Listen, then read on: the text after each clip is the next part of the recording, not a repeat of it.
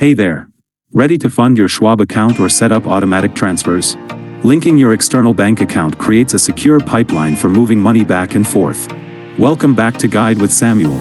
Here's the simple way to link it. Log into your Schwab account and go to Transfer and Payments, link an external account.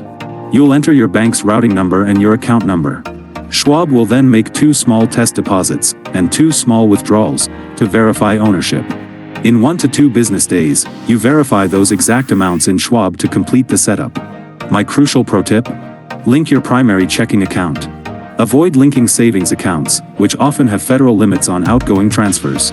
Using your main checking account ensures smooth, unlimited transactions for funding investments or withdrawing cash. Just like that, you've integrated your banking with your investing.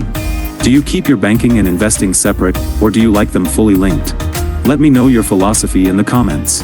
If guides on connecting your financial life help you, subscribe to the channel. Thanks for watching. I'm Samuel, and I'll see you soon.